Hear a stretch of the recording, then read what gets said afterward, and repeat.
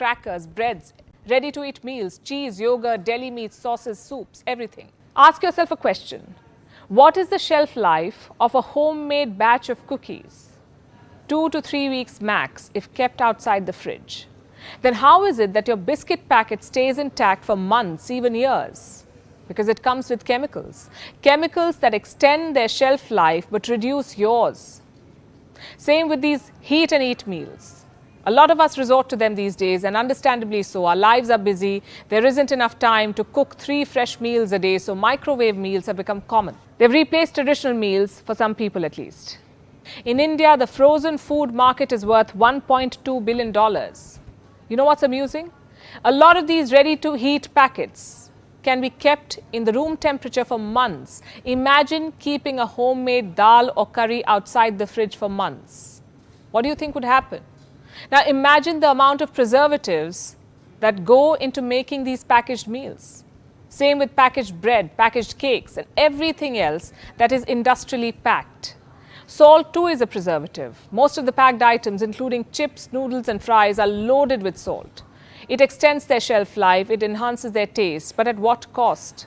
Salt has sodium, and consuming too much sodium increases your blood pressure, the risk of stomach cancer, heart diseases and premature death. I'm guessing for a lot of you, deli meats, cheese and bread have replaced your traditional breakfast. But is the habit sustainable? Should you continue eating packaged food even after knowing its downside? Is it worth risking your health?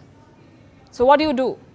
Cook 3 meals a day while also juggling work and life? That's far from what I'm suggesting. The point of this episode is to tell you that you should reduce the intake of packaged and processed food. Realize how some of the most common items in your kitchen can be harmful for you.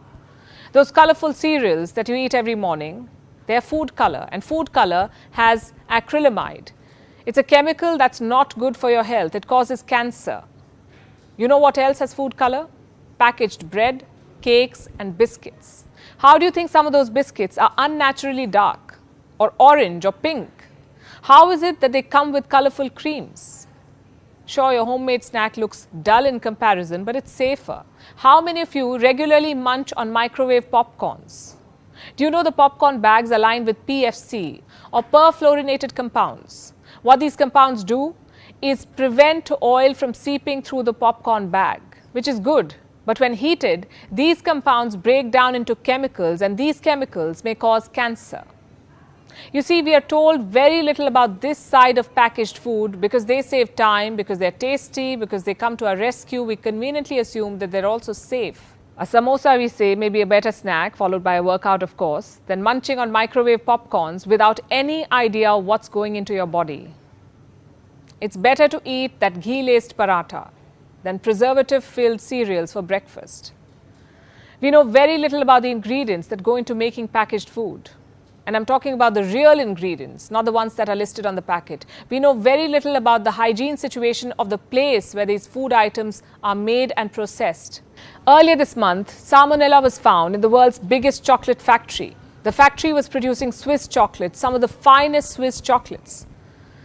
Long story short, it is time to rethink what we take for granted. It's time to reconsider the food in our kitchen.